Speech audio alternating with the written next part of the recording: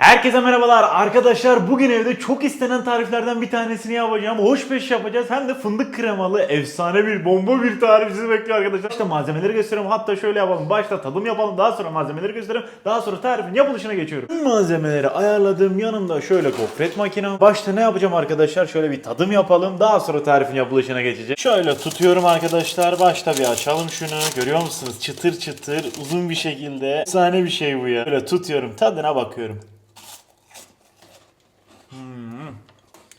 Bu böyle çayın yanında, kahvenin yanında ne gider biliyor musun sen? Efsane bir şey ya. Şöyle devam edeyim, bir tane daha yiyeyim.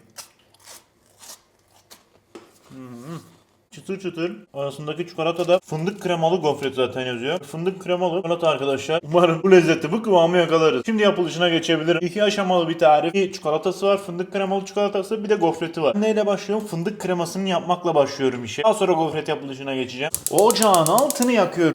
Tencereyi ocağa ekliyoruz. İçerisine kaynamış su ekliyorum. Bunun da üzerine borcam ekliyorum. Böyle 2 adet çikolatam var. 120 gram, yani 60-120 gram çikolatayı bunun içerisine ekliyorum ve benmari usulü bunları eritiyorum. Burada dikkat etmeniz gereken birkaç tane püf nokta var. Ne bu? Mesela aşağı eklediğimiz su borcama kesinlikle değmemesi gerekiyor ve bunu sürekli karıştırmak gerekiyor. Eklediğimiz su borcama değerse çikolatalarımız yanar ve bunu sürekli karıştırmazsak ne olur? Bu sefer alttakiler eriyecek ve hep altta kalacağı için sürekli ısıya maruz kalacak ve ne olacak? Çikolatamız yine yanmış olacak. Ve bunu eriyene kadar bu şekilde karıştırıyoruz. Bunun tamamı eridi, hızlı bir şekilde altını kapatıyorum ve kaldırıyorum, kenara alıyorum bunu. Şimdi arkadaşlar burada gördüğünüz gibi fındık kremalı gofret yazıyor. Ben ne yapıyorum? Şöyle. Elimde nuga var. Ne? Fındık kreması arkadaşlar bu. Gördüğünüz gibi. Çok güzel, çok da lezzetli bir şey zaten bu. Daha önce ne yapıyordum arkadaşlar? Ben onu da söyleyeyim. Fındıkları böyle krema kıvamına getiriyordum. O şekilde ekleme yapıyordum. Böyle hazırını da denemek istedim. Bu sefer bu şekilde yapmaya karar veriyorum. Bunun içerisine 2 yemek kaşığı fındık kreması ekliyorum.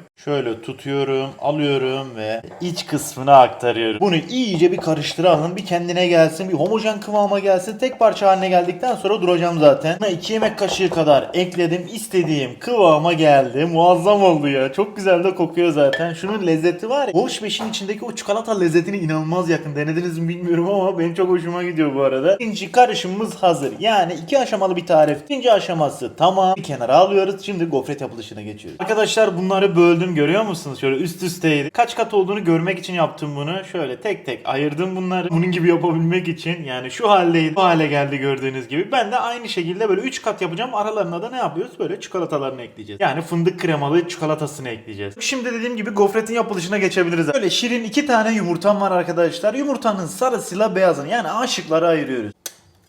Şöyle bir tutalım. Böyle ayırdıktan sonra böyle avucunuzun içerisine eğer alırsanız böyle parmaklarınızın arasından böyle akıp gidecektir zaten. Bence en kolay yöntem bu arkadaşlar. Biliyor musunuz? Sarısıyla beyazı, yani A şıkları ayırmış olduk ve ne yapıyorum? Böyle tutuyorum. Her bağlıyorum bunu da. Şimdi ikinci yumurtama geçtim. Da aynı yöntemle ayıracağım arkadaşlar. İsterseniz ama ne yaparsınız? Bir taraftan diğer tarafa ala da yapabilirsiniz. Ama dediğim gibi en kolay yöntem bu. Avucunuzun bir tarafından diğer tarafa alıyorsunuz. Sarısıyla beyazı ayrılıyor. Kaba alıyorum bunu da. Beyazını şimdilik kenara alayım. Sarıyla şimdilik işimiz. Öfkeli yumurta sarıların üzerine 1 yemek kaşığı toz şeker ekliyorum. 1 çay kaşığı tuz ekliyorum. 1 çay bardağı sıvı yağ. 1 çay bardağı süt. 2 damla vanilya özütü ekleyeceğim arkadaşlar. Bu böyle lezzetli yapacak bunu. 2 bu kadar yeter. Bir tane de benden olsun, fazla kaçtı. Ben bunu internetten almıştım. Belki 1 yıldır kullanıyorum arkadaşlar. Bitmiyor. Böyle uzun süre kullanabiliyorsunuz. Ama bunun yerine eğer yoksa yarım paket vanilya kullanabilirsiniz. 1 su bardağından 2 parmak eksik olacak şekilde un ekliyorum. Bunu homojen kıvama gelene kadar karıştırıyorum. Böyle pürüzsüz güzel bir yapısı olması gerekiyor. Ve üzerine gidiyorum bunu. Pürüzsüz fıstık gibi bir yapısı oldu bunun. Çok güzel oldu. Bu hazır arkadaşlar. Şimdi ne yapıyorum? Yumurta beyazlarına geçiyorum. Tekrardan bir kenara alalım. Şimdi ayırmış olduğumuz yumurta beyazlarını çırpacağız, köpük kıvamına getireceğiz. Şimdi çekmeye başlıyorum.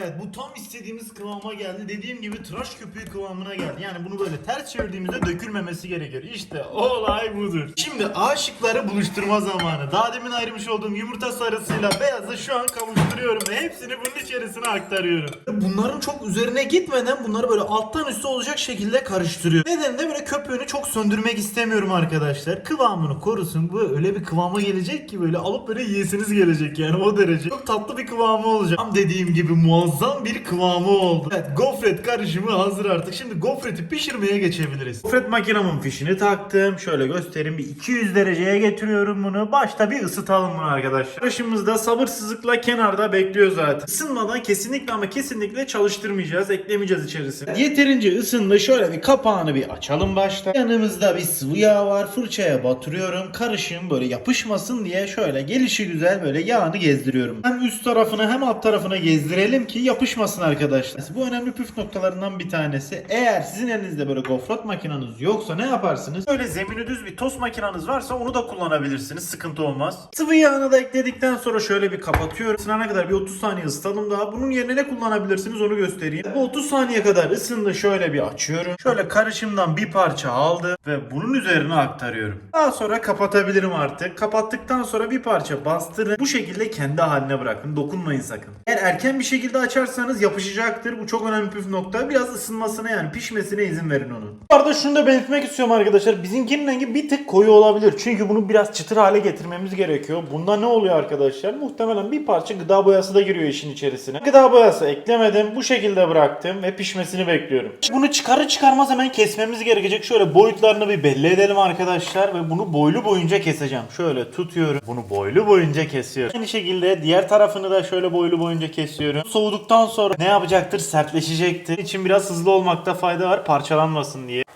Hepsini aynı boyda kesmekte fayda var. Şöyle tutuyorum, yana getiriyorum, yine kesiyorum, yine yana getiriyorum. Bu şekilde sıralı bir şekilde kesiyorum bunu. Görüyor musunuz? Şekli oluşuyor. Kenarda fazlalıklar var. Onu alacağım. Gördüğünüz gibi şuradan bahsediyorum. Bunun üzerine gidiyorum. Çok güzel olacak ya. Yavaş yavaş sertleşmeye de başladı tabii. Olay işte budur. Evet, arkadaşlar görüyor musun? Kendi gofretimizi kendimiz yaptık. Çok güzel oldu ya. Çıtırlığına bakın. Şöyle bir tadına bakayım. Ya çok güzel ya. Sen kendi gofretini kendin yapıyorsun. Ha bakın.